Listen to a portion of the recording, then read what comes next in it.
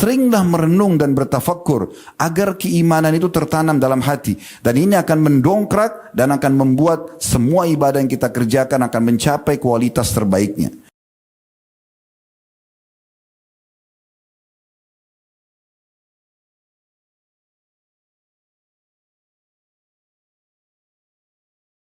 Kalau seseorang di antara kita hanya sekedar mengerjakan rutinitas ibadah tanpa membuahinya atau mengemasnya dengan tafakur, pastikan tidak akan ada kenikmatannya. Kalau seseorang hanya datang sholat, tapi dia tidak pernah sama sekali merenungi tentang ciptaan-ciptaan Allah, baik di langit, baik di bumi, dengan merenungi sejenak, dengan coba memikirkan bagaimana Allah menciptakan, bagaimana langit tanpa tiang bisa berdiri, bagaimana jumlah miliaran bintang-bintang yang ada di langit sana, pergantian siang malam, turunnya hujan, burung yang terbang, dan dengan leluasannya dengan segala macam jenisnya. Begitu juga dengan apa yang ada di bumi, semuanya yang nampak dengan mata kita atau tidak nampak pun bisa kita lihat dan bisa renungi. Tapi yang nampak misalnya, kita bisa lihat populasi manusia, hewan-hewan, beragam macam jenis makanan, minuman, pergantian musim, dan segala macam hal menunjukkan bahwasanya ada zat yang mengatur semua itu.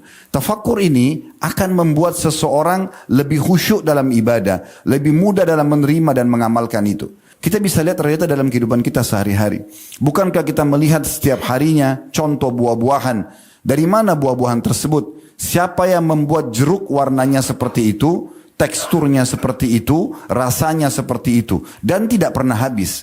Siapa yang telah membuat anggur menancap di tangkai-tangkainya dengan begitu cantiknya dan indahnya kalau dilihat, dan begitu juga cita rasanya, aromanya, teksturnya. Dan banyak di antara manusia tidak menjadikannya sebagai bahan tafakkur. Mereka hanya sekedar mengambil anggur tersebut, menyicipinya lalu mengatakan enak atau manis. Padahal sebenarnya harusnya dihubungkan dengan masalah berfikir. Dari mana buah-buah ini? Siapa yang membuatnya?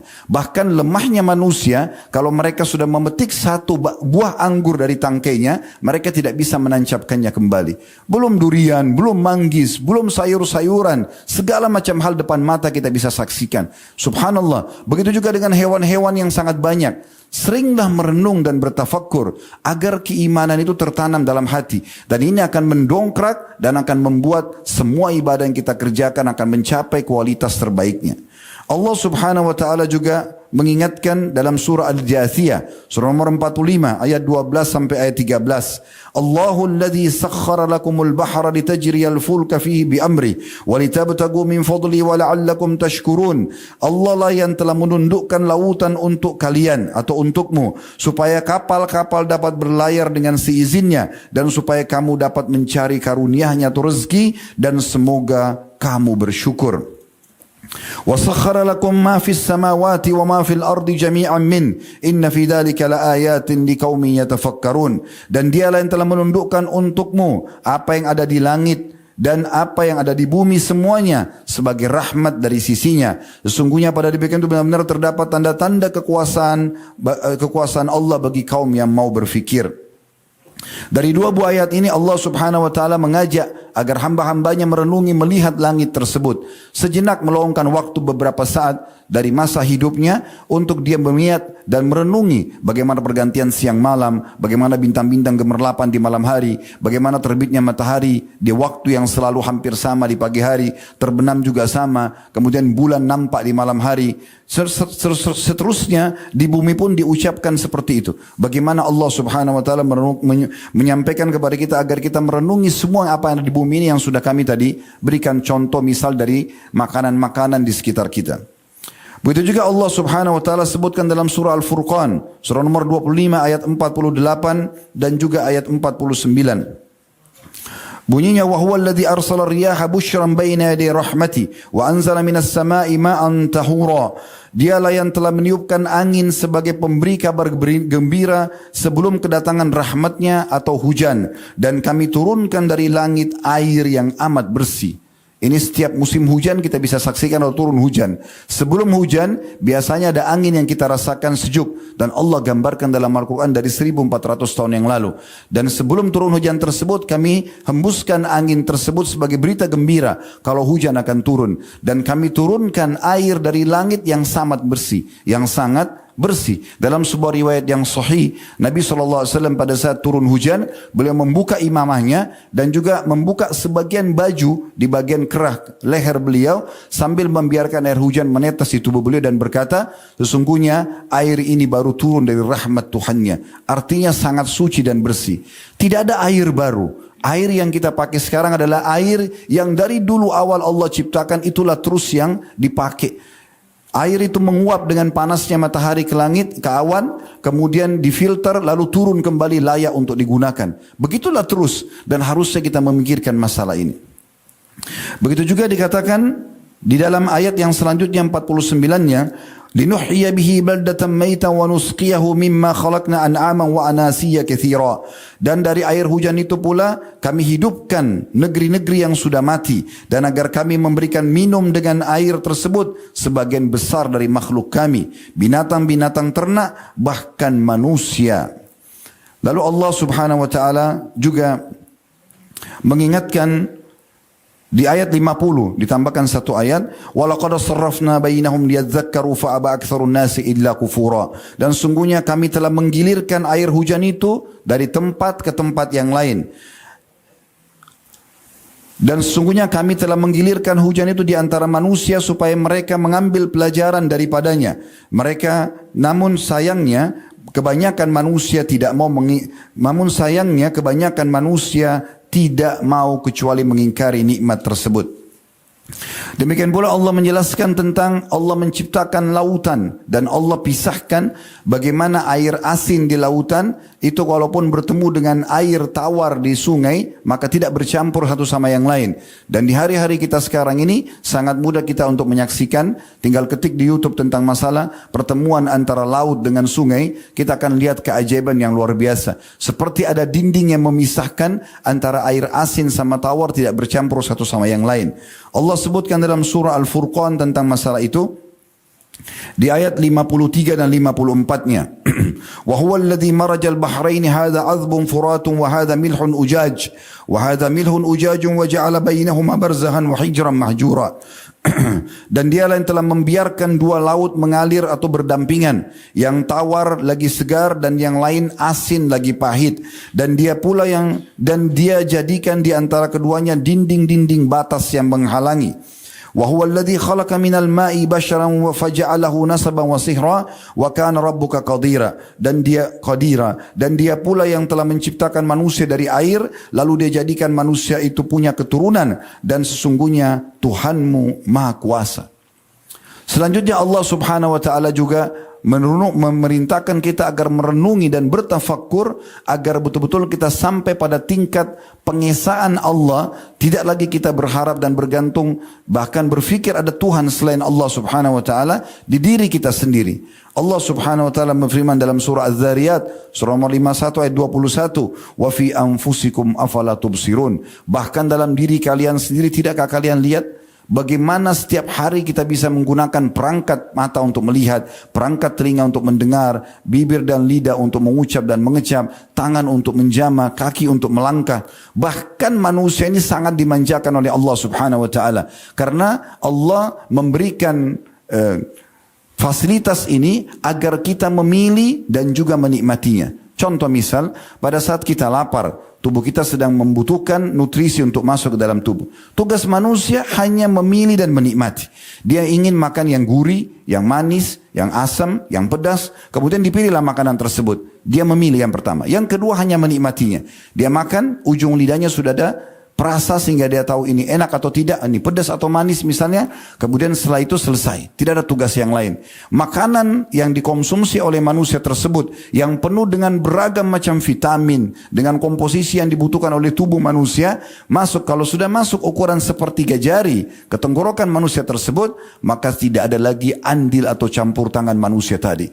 Tubuh manusia ini ibaratnya sebuah pabrik yang sangat besar, berisikan ribuan lift-lift yang siap untuk mengambil mengambil dan memilah-milah makanan dimakan oleh manusia tersebut. Yang ini vitamin untuk tubuh ini, yang ini untuk darah, yang ini untuk otot, dan seterusnya. Dan luar biasanya, apa yang tidak dibutuhkan oleh tubuh manusia akan dialihkan sehingga menjadi kotoran atau ampas, yang juga ada satu sistem yang luar biasa di mana manusia akan merasa itu mengganggunya, maka dia harus ke WC kemudian membuangnya.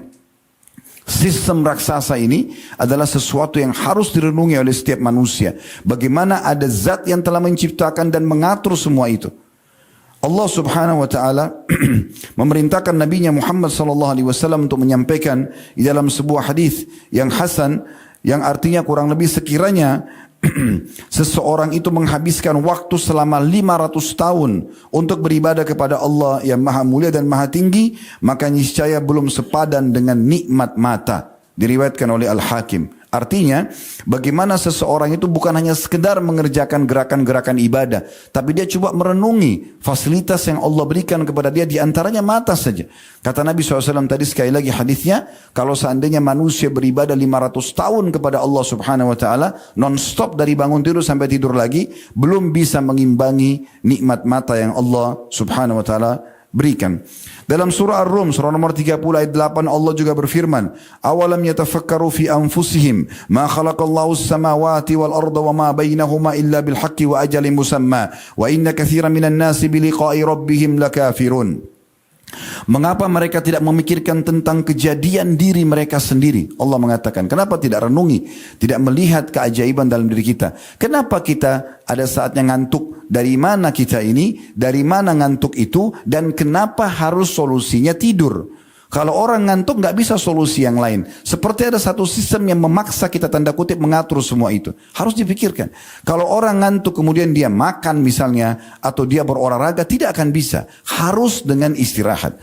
Pada saat orang lapar, siapa yang ciptakan kita? Siapa yang ciptakan lapar itu? Dan siapa yang menciptakan solusinya? Harus makan. Tidak bisa yang lain. Orang kalau lapar, kemudian dia tidur, tetap akan lapar. Harus lapar itu adalah makan. Kalau orang haus, yang ciptakan kita siapa? Yang ciptakan haus itu siapa? Yang mengajarkan kepada kita solusinya minum siapa? Ini adalah bahan-bahan untuk bertafakkur, merenungi semua. Sehingga setiap kali kita menikmati apapun yang Allah telah berikan, maka kita akan mengatakan ini adalah ciptaan Allah yang luar biasa. Ini tujuan untuk bertafakkur.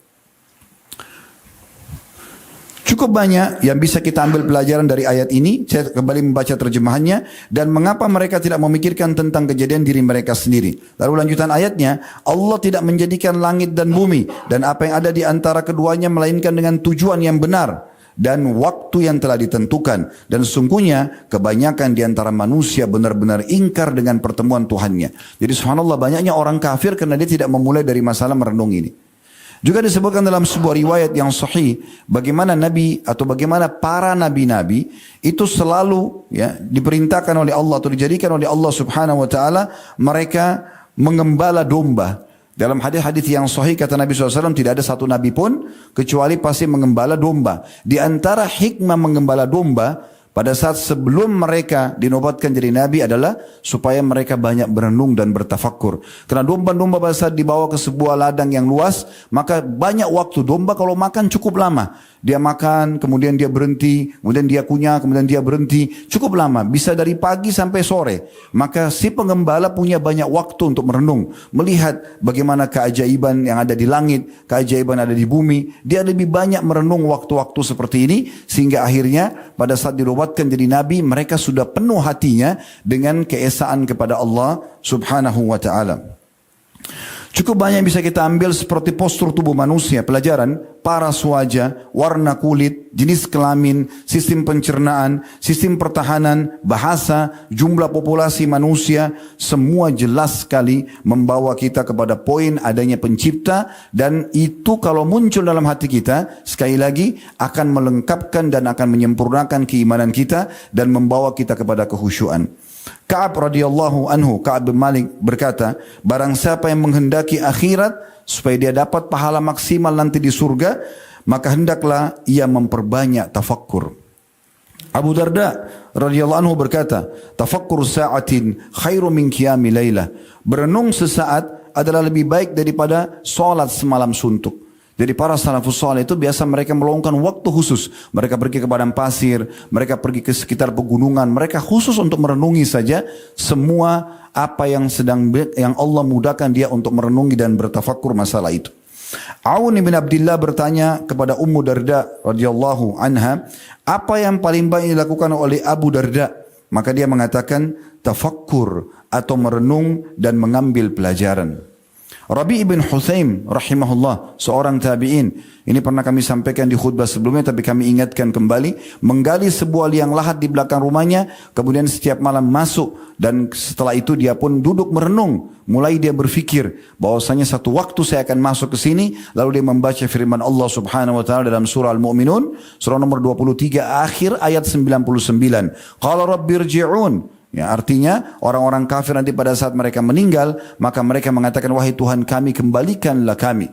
Di ayat 100-nya, la'alli a'malu salihan fima tarakt, agar aku bisa mengerjakan amal saleh yang telah aku tinggalkan. Maka dengan ini Rabi' berkata pada dirinya sendiri. Jadi dengan dia bertafakkur seperti ini, membuat dia jadi terpicu untuk mengerjakan ibadah, untuk lebih dekat kepada Allah SWT, sebagaimana Ibnu Qayyim rahimahullah tadi katakan. Maka dia mengatakan, wahai Rabi', beramallah sebelum tiba saatnya nanti engkau akan mengucapkan perkataan yang ini pada saat wafat. Sebagai penutup, Hatim rahimahullah berkata, dengan tafakkur bertambahlah ilmu pengetahuan tentang Allah, dan dengan mengingat nikmat-nikmat Allah menambah kecintaan kepadanya dan akhirnya mencapai tingkat tertinggi dari ketakwaan.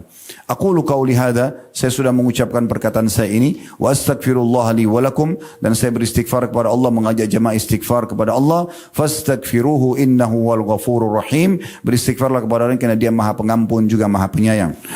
Alhamdulillah wassalatu wassalamu ala Rasulillah. Segala puji dan puja kehadirat Allah Subhanahu wa taala, juga salawat dan taslim kepada Nabi besar Muhammad sallallahu alaihi wa ala alihi wa sahbihi wasallam. Nabi Muhammad sallallahu alaihi wasallam dicintahkan kepada beliau khalwah atau menyendiri sebelum menerima wahyu Iqra bismi rabbikal ladzi khalaq. Beberapa tahun terakhir sebelum menerima wahyu itu beliau mulai menyendiri, dan puncaknya itu di Ramadan. 27 hari dari awal Ramadan sampai di malam 27-nya beliau berada di Gua Hira, dan tujuannya hanya bertafakkur saja.